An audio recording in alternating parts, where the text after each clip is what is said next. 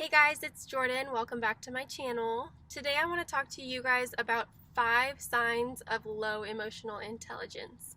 Now, I want to start off by saying emotional intelligence is not the ability to know what someone else is feeling or read their mind. Emotional intelligence really boils down to how self-aware you are and how aware you are of others. What this means is, do you think about how what you say might affect somebody else? Are you aware of the way that you make people feel?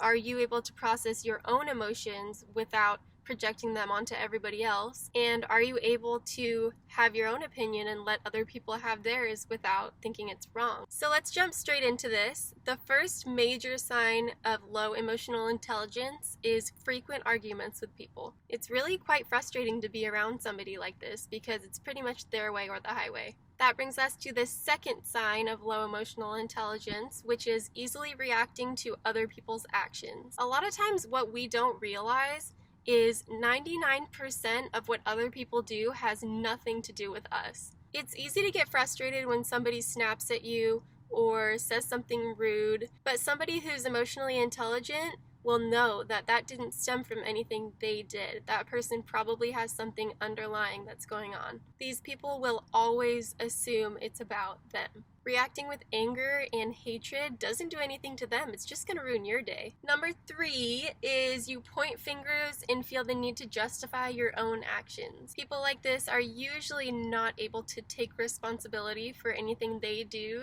They just want to project it onto somebody else and say, if they wouldn't have done this, I wouldn't have done that. Every single thing we do is a decision that was made. A decision to react, a decision to not take responsibility, a decision to shift blame on everybody else. No one can make you do anything. So you reacting to something that somebody else did is all on you.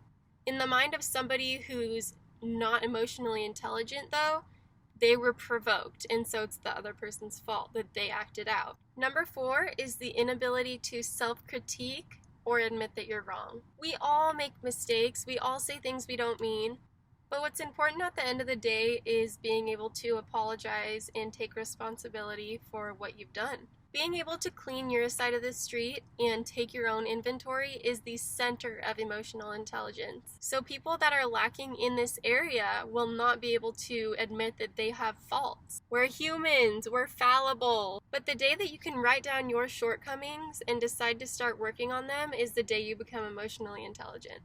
Number 5 is having problems maintaining any sort of relationship. They don't want to solve problems, they don't want to talk it out, so what's left? These people are typically very stubborn, and because they're either not able to or not willing to see the other side, they're willing to throw away relationships for a stupid argument. Humans need to be able to communicate in a healthy and non-threatening way. Without that, no issues are ever solved. When we can take into account other people's feelings, other people's morals, other point of views besides our own, we begin to learn emotional intelligence. Once we can coexist with other humans and we're okay with their opinion and they're okay with ours, and neither of them are wrong, that is the art of emotional intelligence. We don't act out based on our feelings in that exact moment. Anyways, enough from me. Thank you guys so much for watching, and I will see you next video.